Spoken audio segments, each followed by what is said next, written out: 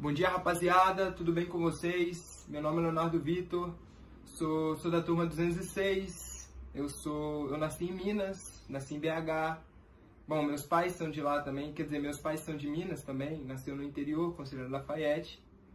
Bom, e eu e alguns colegas meus viemos aqui mais para abordar, para auxiliar, na verdade, cooperar com o professor na aula de hoje sobre imperialismo. Mas vamos começar sobre o nosso futuro, falando sobre o nosso futuro, né? Sobre o nosso amanhã. Eu, por exemplo, eu quero ser militar, né? Eu quero prestar concurso para a SPSEX, que é a Escola Preparatória de Cadetes do Exército. Mas aí vocês vão me perguntar, né? O que tem a ver a aula de hoje com o nosso futuro, né? Mas uma reflexão para vocês, né? Vocês acham que eu conseguirei meu objetivo? Vocês acham que o meu sucesso depende da cor da minha pele?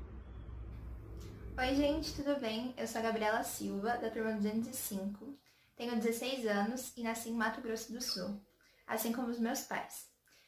Meu sonho é ser engenheira militar e ajudar na composição do exército. Será que eu consigo?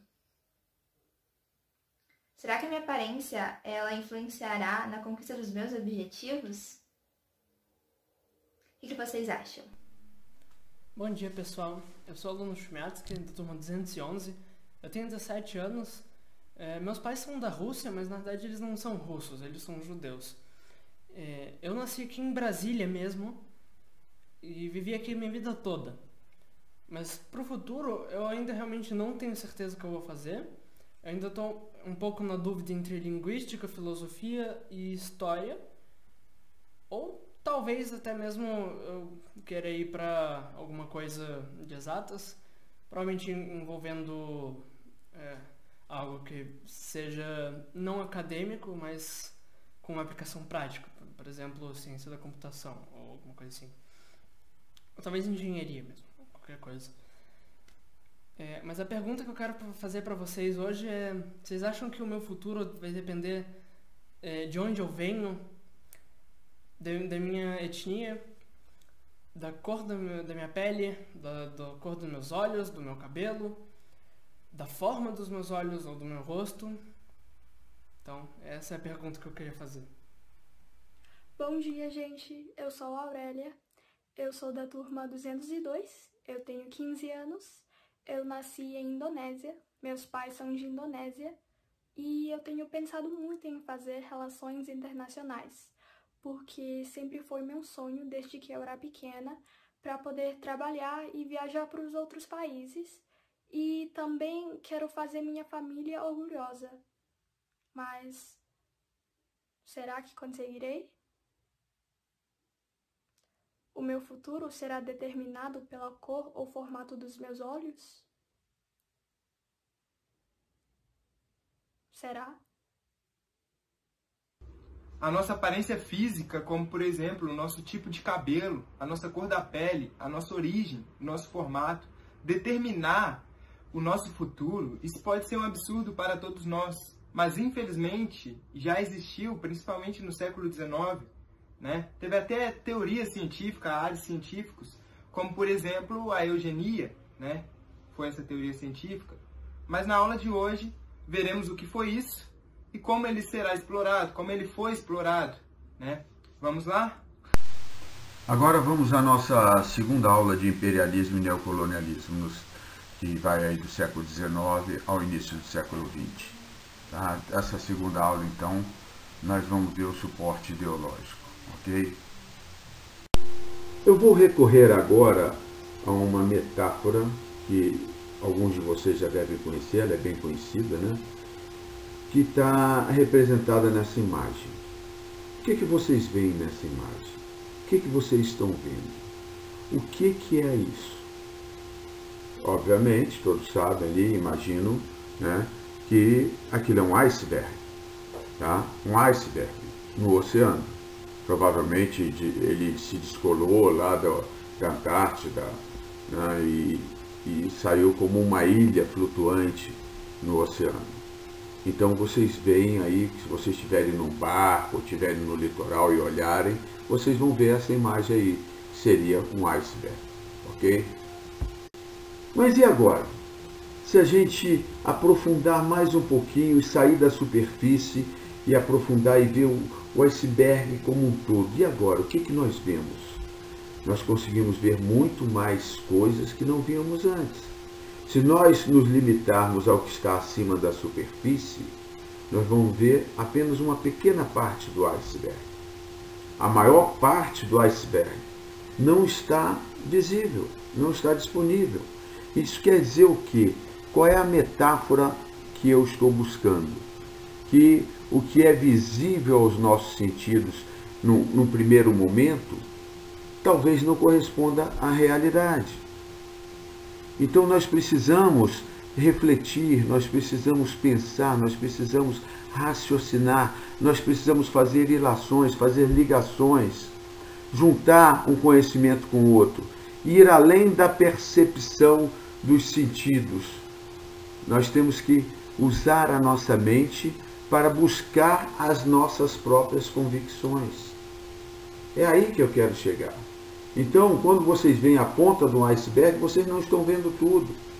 Vocês precisam descer e ir além, mais profundo, tem que descer da superfície para poder ver aquele corpo como um todo, para tentar ter uma compreensão melhor da realidade.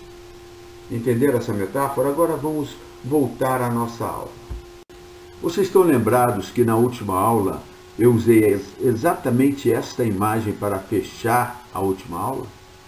Tá? E que aquilo ali essa imagem seria um fator motivador para essa aula que nós estamos ministrando agora, vocês estão assistindo agora. Então, aí eu trago essa imagem novamente e lembro da metáfora do iceberg. O que nós estamos vendo rapidamente nessa imagem é apenas a ponta do iceberg. É apenas a parte visível. Mas o que está por baixo? O que está... Como a gente vai buscar informações mais aprofundadas, onde a gente vai fazer ilações, raciocinar para buscar coisas que não estão visíveis nessa imagem, nessa fotografia. Entenderam bem aquela metáfora do iceberg? Nós não podemos nos limitar ao que nós estamos vendo ou sentindo superficialmente. Nós temos que nos aprofundar. E para isso, eu vou mostrar agora um videozinho de uma matéria, de uma reportagem atual, bem atual, mas que tem tudo a ver com o que nós estamos tratando agora de imperialismo e neocolonialismo. Vamos ver esse vídeo então. Do século europeias do século XIX estão envolvidas hoje num amplo, difícil debate político e cultural sobre a chamada reparação histórica. Os resultados até aqui não agradam a todos. A reportagem especial é de nossa correspondente Denise Odorice e nosso editor internacional Renan de Souza.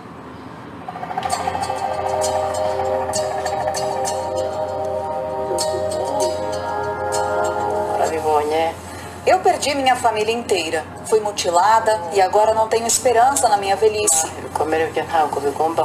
Esse é o relato de uma sobrevivente do genocídio em Ruanda, na África. O extermínio aconteceu nos anos 90. E o sofrimento dela faz parte de um passado que as grandes potências mundiais estão revisitando nos últimos tempos, na tentativa de reconhecer e se retratar pela exploração de povos que sofreram, foram escravizados ou vítimas de extermínio em regiões colonizadas. Uma dessas nações é a Alemanha, que se desculpou recentemente pelo seu papel no genocídio cometido mais de 100 anos atrás na Namíbia. O governo alemão ofereceu mais de 1 bilhão de euros como indenização ao país africano, na forma de financiamento de projetos de desenvolvimento. Mas especialistas dizem que tudo foi negociado ao longo de 6 anos para eximir a Alemanha de implicações legais e que o acordo não teve a participação das comunidades mais afetadas pela violência na Namíbia. O que a Alemanha anunciou é mais eu diria, é um gesto político de estabelecer um diálogo com a Namíbia, com os dirigentes atuais da Namíbia, mas não com as vítimas, com os descendentes das vítimas. É esse o sentimento no país africano. Para o presidente da Associação de Vítimas do Genocídio na Namíbia, a oferta da Alemanha é insuficiente. Nós não estamos felizes com o valor oferecido às comunidades afetadas. O governo alemão deveria devolver o valor ou comprar as terras que estão nas mãos de pessoas de origem alemã, que são donas de 60% das terras comerciais, afirmou Laidlau Peringanda. 60% of the commercial lands. A França foi pelo mesmo caminho dos alemães em relação a Ruanda, uma ex-colônia do país. Numa visita à nação africana, vista como um passo final da normalização de relações bilaterais, o presidente Emmanuel Macron reconheceu o papel da França no genocídio acontecido na década de 90 e disse que o silêncio sobre a verdade durou muito tempo. Em 94, o conflito entre as etnias Tutsi e Hutus, pelo poder do país, resultou na morte de mais de 800 mil pessoas em 3 meses. Historiadores dizem que a França, que apoiava a etnia Hutu, fechou os olhos para o massacre cometido contra os Tutsis. Desculpas não são suficientes. Minha responsabilidade hoje é escrever a verdade e reconhecer a nossa responsabilidade, afirmou Emmanuel Macron. A atitude dos governantes é resultado de pressões internas e externas. Para esta historiadora, o presidente francês, por exemplo, está interessado em agradar camadas da população, com o objetivo de se reeleger no ano que vem. Então, meus alunos, vamos lembrar ali da metáfora do iceberg, lembrar também da imagem que eu coloquei no final da última aula e agora no início dessa aula, estão vendo ali, ó, tá? Dos imperialistas, né? Vamos lembrar também da matéria que eu coloquei agora, recente, né? Tá aqui do lado, tá vendo? Essa matéria, iceberg, e a outra imagem, nós vamos buscar ali alguma justificativa ou um suporte ideológico. Está aqui em cima. Ok? Então, a gente tem que aprender a fazer ligações, a gente tem que aprender a raciocinar. Vocês viram na matéria que está aqui ao lado, representada só apenas por um flash dela, né? Um print screen dela?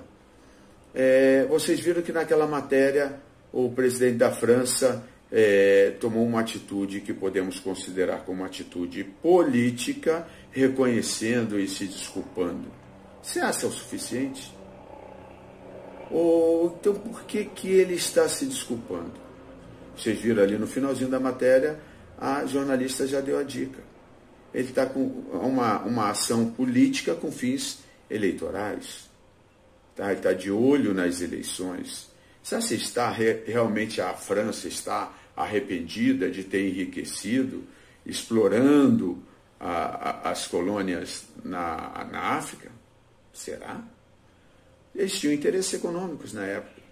E a França hoje é um país rico, é um país desenvolvido. Talvez não fosse se não tivesse participado ali daquele neocolonialismo, tá? Em consequência ali da segunda revolução industrial. Então, essas coisas que a gente tem que refletir, é isso que nós temos que pensar, né? Nós tivemos ali também a atitude do governante da Alemanha, né, que ofereceu uma indenização a parte daquelas pessoas que, inclusive ali na própria matéria diz que não é o suficiente. E realmente não é. Eles ganharam muito mais do que estão oferecendo agora. Tá? Agora, por que isso? Você acha que eles não estão com mais interesses econômicos na Namíbia? Tá? Então é isso que vocês têm que pensar e têm que refletir e têm que buscar as coisas que não estão aparentes, não estão na nossa visão, não estão na nossa audição, nós não estamos percebendo pelo tato. As coisas que estão abaixo da superfície. Lembra da metáfora do iceberg? Então é por isso que eu estou fazendo essa ilação aí para vocês, aí, esse exercício de raciocínio. Vamos continuar a nossa aula então. Muitas vezes o termo imperialismo e neocolonialismo são utilizados às vezes como se fossem sinônimos, como se fossem a mesma coisa. No entanto, não é. Não são. Porque o termo imperialismo ele é muito mais abrangente, ele é muito maior, né? E o neocolonialismo é apenas como se fosse uma parte, uma manifestação, mas não a única, do termo imperialismo. O imperialismo, para vocês terem uma ideia, ele envolve a concentração de produção e capital, criando monopólios com papel decisivo na economia mundial. Envolve a fusão do capital bancário com o capital industrial, originando ali o capital financeiro. A exportação de capital, quer dizer, a remessa de capitais das potências industrializadas mais ricas para as regiões de domínio deles, para empregar naquela infraestrutura, para poder garantir ali o escoamento de matéria-prima e ter o retorno desse capital empregado também. Envolve também a formação de monopólios internacionais capitalistas, de grandes empresas que praticamente disputam áreas de influência no mundo, dividem o mercado em termos mundiais. E a divisão territorial do mundo pelas potências capitalistas. Tudo isso está dentro do imperialismo. E o neocolonialismo é apenas uma parte disso daí, que está diretamente ligado nessa divisão territorial do mundo pelas maiores potências capitalistas. Ok? Eu destaquei nesse slide aí agora os principais tópicos que nós precisamos conhecer, precisamos saber sobre o imperialismo. São eles. Primeiro, nós devemos reconhecer o imperialismo como resultado de um processo resultante da conjuntura da época, da conjuntura da Revolução Industrial e todas as repercussões dela. Conhecer a importância do capitalismo financeiro e monopolista e da própria Conferência de Berlim, que também é importante. Nós devemos saber que as nações e países dominados muitas vezes resistiram a essa dominação neocolonial, o que resultou em guerras, revoltas, etc. Conhecer as diferentes formas de dominação imperialista. Como eram essas formas? Nós devemos também considerar os avanços tecnológicos e científicos como importantes aspectos para a neocolonização, particularmente da interiorização das potências europeias na África no século XIX.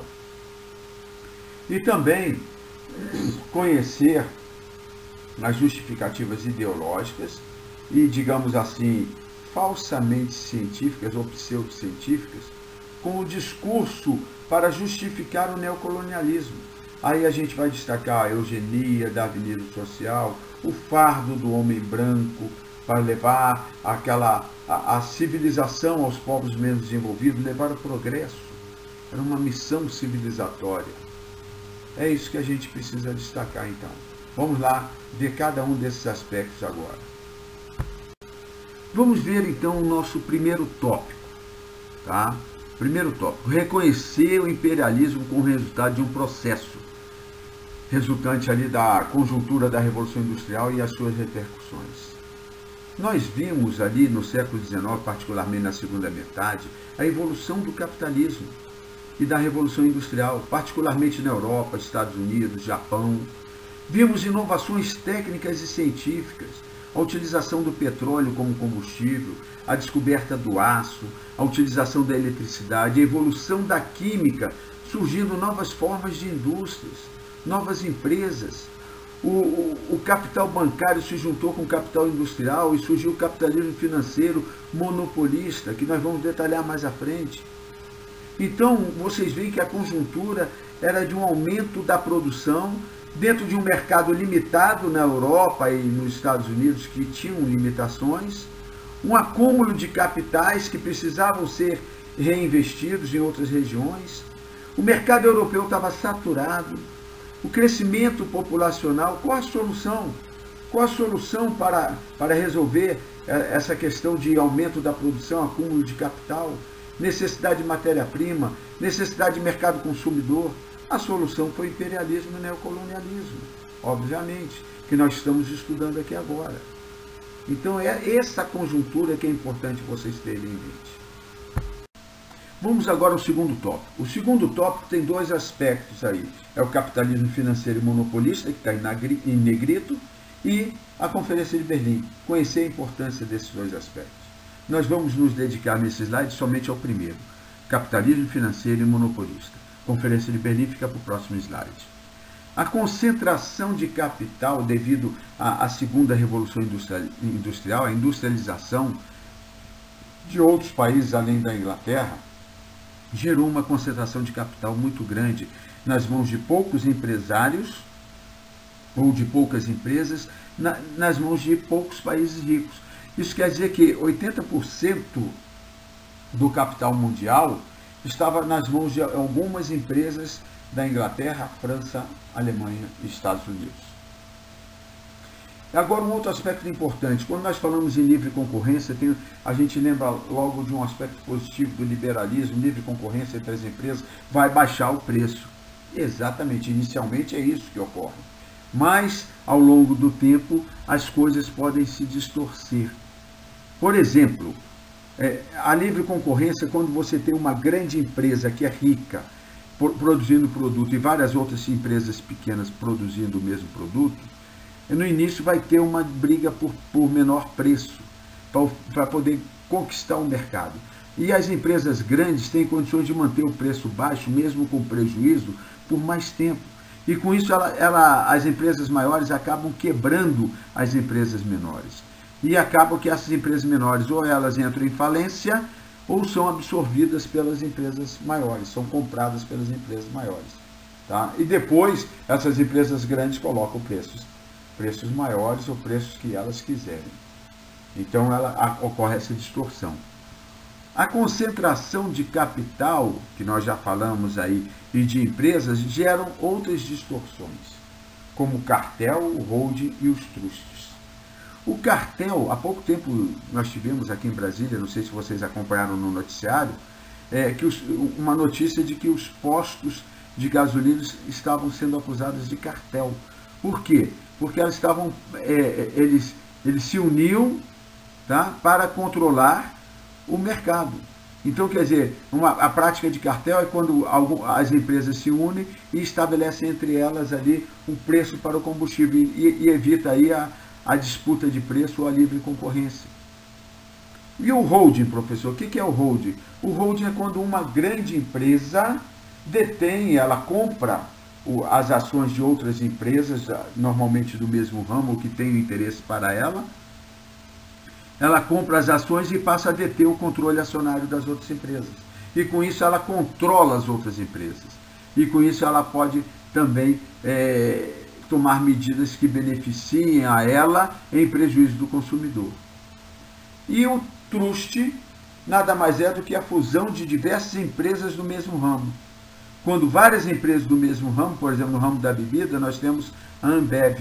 A Ambev, ela tem várias marcas, ela comprou várias marcas de bebida e agora é controlado pela Ambev. É como se fosse mais ou menos isso o trust. E essas práticas monopolistas que eu acabei de dizer, ainda existem até hoje. E tanto que eu citei exemplo de Brasília. E os governos tentam controlar para evitar os aspectos nocivos sobre a economia, o impacto dessas práticas monopolistas sobre a economia, como inflação, aumento de preço e o próprio desemprego. Então, sobre imperialismo é importante a gente saber esses aspectos aí. Agora vamos ao próximo slide sobre a Conferência de Berlim. Vamos ver nesse slide, então, o que foi a Conferência de Berlim. Conferência de Berlim, que ocorreu, claro que, como o próprio nome diz, na cidade de Berlim, em 1885, da qual participaram os Estados Unidos, a Rússia e mais 14 países europeus. Ela tinha como objetivo principal ali regulamentar ou estabelecer critérios para a ocupação do território africano ainda não dominado, que nada mais é do que regular o direito internacional colonial sobre a África, além de regulamentar também a liberdade de comércio de algumas bacias, como a do Congo e do Níger, tá? E estabelecer então esses critérios para que o continente africano, que vocês veem aí no mapa, ali na África em 1870, que só tinha algumas partes mais próximas ao litoral ocupadas, o interior dele não estava dominado ainda. Então estabeleceram-se esses critérios, como se fosse, por isso que se diz que a Conferência de Berlim foi a partilha da África. Não foi bem a partilha porque não estabeleceu quais os limites de cada um. Isso foi uma acomodação de acordo entre os países. Mas basicamente foi isso daí. Uma curiosidade interessante é que o Congo era uma propriedade privada, era uma propriedade da Associação Internacional do Congo, cujo principal acionista era o rei Leopoldo II da Bélgica. Então, praticamente, o Congo era uma propriedade privada do rei Leopoldo II. Era uma região onde eles exploravam muito a borracha e o marfim. E utilizando, claro, mão de obra local e de uma maneira praticamente escrava. Havia muito açoites, mutilações, estupros, assassinatos. Isso aí se tornou público e gerou assim, uma comoção internacional tão grande que a Associação Internacional do Congo deixou de existir e o Congo passou a ser uma colônia belga. Então ficou conhecido como Congo belga. Ok? Quanto a esse tópico, nós veremos nas aulas posteriores. Nós vamos tratar aí da resistência à dominação neocolonial, que resultou em guerras e revoltas. Ok? Como vocês puderam ver, o imperialismo tem diversas faces. E um aspecto importante que é preciso saber também são as formas de dominação imperialista. O nosso livro didático destaca duas, que são as duas primeiras citadas aí embaixo. No entanto, no nosso plano de sequência didática, PSD, que é emitido pela VEPA, ela cita também o terceiro que eu coloquei aí. Então, essas três formas vocês têm que saber. Primeiro, a forma de dominação militar ou territorial. É quando tropas do país imperialista, da potência, se instalam no país a ser dominado. Então, tem uma presença militar ocupando o seu território, como o próprio nome diz. E a forma de dominação imperialista econômica, tá? Ou econômico, é a interferência na vida econômica do país dominado, que é o maior interesse dos imperialistas, que é justamente o aspecto econômico. Ele domina economicamente aquela nação. E o protetorado, que é o que está citado no plano de sequência didática, que é um documento de ensino, é o controle parcial daquela nação ou daquele país. A potência mantém a elite local no governo, quer dizer, o governo é local, mas intervém na soberania do país, particularmente nos seus aspectos de política externa. Então nós temos três formas aí que vocês têm que entender. A territorial militar, a econômica e o protetorado. Ok? Bom, antes de entrar diretamente nessa transparência e nessa imagem, nessa gravura que tem nessa transparência para interpretá-la, vamos fazer um link com a nossa atualidade, com o nosso país. Qual a região menos devastada do Brasil e a mais rica do Brasil? A região amazônica. Vocês sabem disso.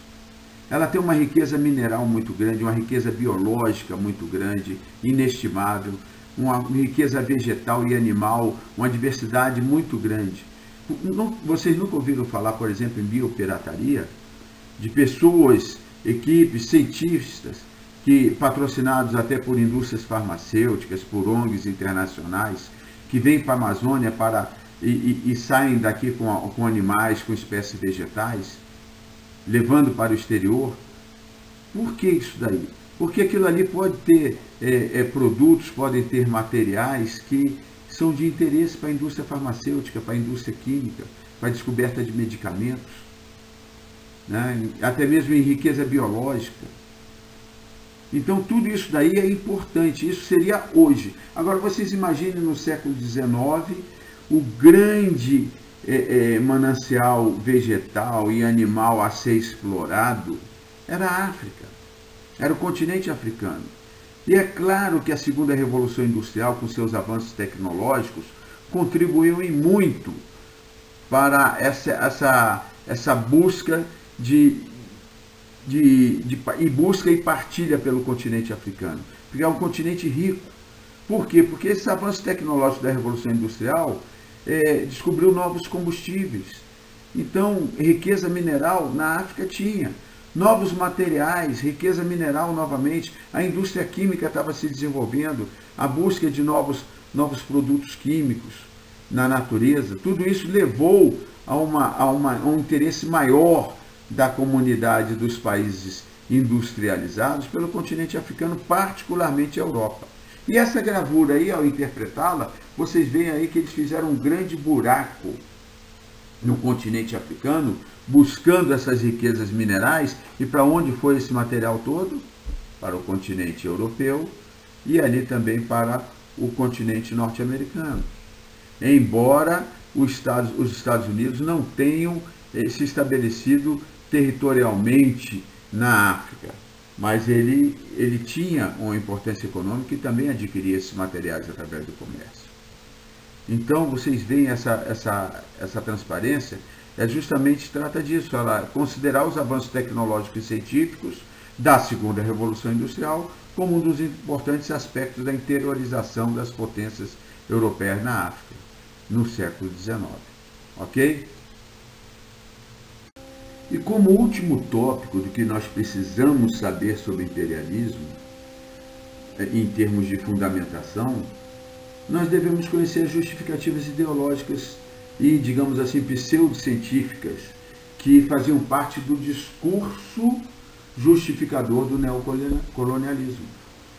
O neocolonialismo precisava, como toda grande política humana, né, precisava de uma justificativa ideológica, precisava de um suporte ideológico que desse uma justificativa científica, uma justificativa humanitária, religiosa, uma justificativa altruísta. Então, esses aspectos que eu vou falar aqui agora não foram causas do imperialismo, não confundam, foram suporte, foram justificativas ideológicas. E entre elas, aí nós podemos destacar o darwinismo social. Aí vocês perguntam, o darwinismo social, o que é isso, professor? Vocês lembram lá da teoria de Darwin, da evolução das espécies? Pois é. Então os imperialistas se apropriaram seletivamente e inadequadamente da teoria evolucionista de Darwin para poder escalonar as raças, para dar a ideia de valor às raças, entre aspas, que não existem raças humanas, o ser humano é uma espécie só, mas eles classificaram em raças, que a raça branca teria superioridade sobre as demais. Aí, então, é uma das origens do racismo, de ver com olhos diferentes, com olhos, assim, diferenciados, o outro. E essa apropriação seletiva, juntamente com outros aspectos, como, por exemplo, a ideia da missão civilizatória, quer dizer, olha que bonito, hein? Você levar a civilização para os outros povos. Será que era isso mesmo que eles estavam interessados? Ou eles estavam interessados, conforme aquela gravura da África que nós vimos lá, nos minerais, nas riquezas naturais, nas riquezas químicas, na diversidade que tinha a natureza do continente africano e da Ásia. E a ideia também de levar o progresso para acabar com a barbárie dos países, das nações menos evoluídas ou com menos cultura. Isso tudo era um embasamento ideológico, mas que na realidade os interesses eram puramente econômicos por causa da Revolução Industrial.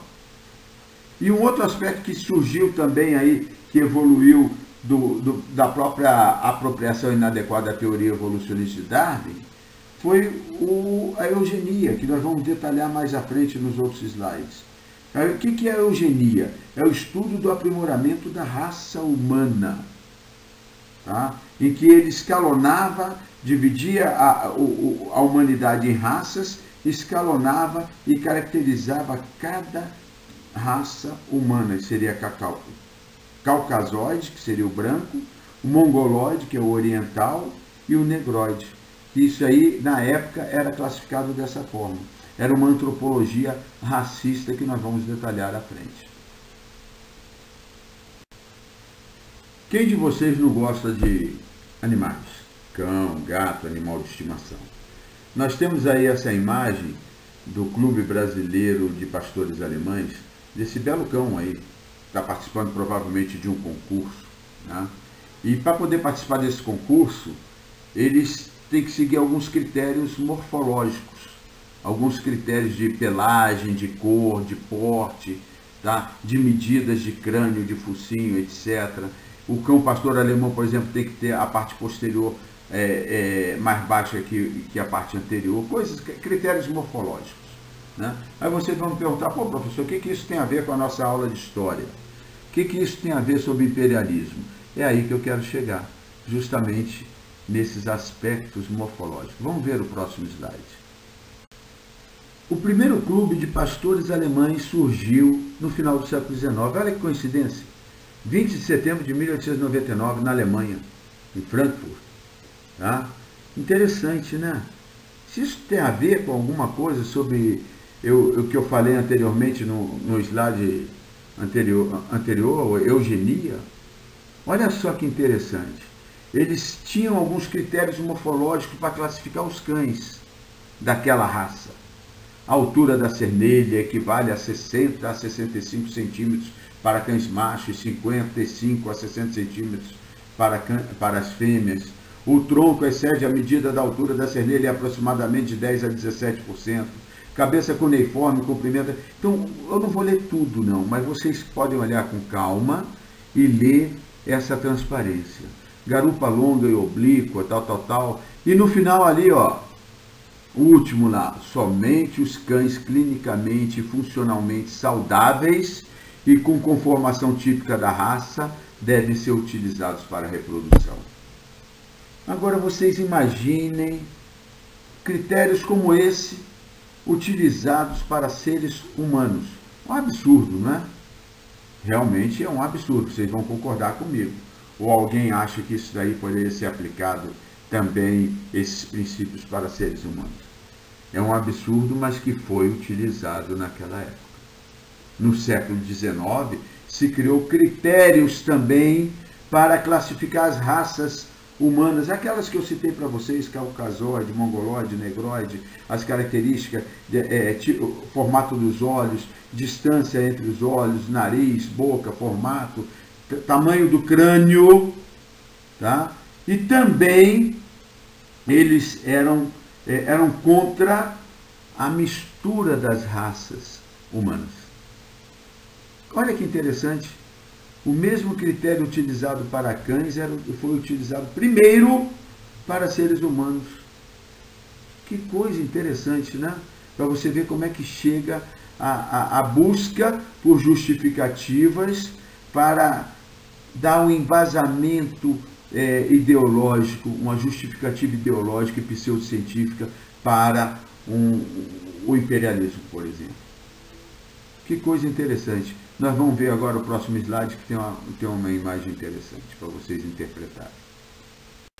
O que vocês veem nessa imagem aí? Olha só, um cientista, está de jaleco branco, como se fosse um médico, né? Com uma régua medindo ali algumas características da face daquela senhora. Que coisa interessante, né? Então, isso daí são critérios morfológicos para poder classificar a raça. Isso foi utilizado como justificativa ideológica para escalonar a superioridade racial caucasoide ou branca. Um absurdo da época. Na época, foi encarado como ciência e como uma justificativa ideológica para o imperialismo. E concluindo então a nossa fundamentação teórica do imperialismo, e encerrando essa nossa videoaula, nós podemos concluir o seguinte: o colonialismo imperialista ocorreu no contexto da Segunda Revolução Industrial, como eu falei durante toda a apresentação, do século XIX. E ela resultou de interesses puramente econômicos, capitalistas, sobretudo da Europa, justificados por razões civilizatórias de ordem moral, religiosa, misturados com preceitos raciais oportunisticamente incorporados e inspirados na ciência genética.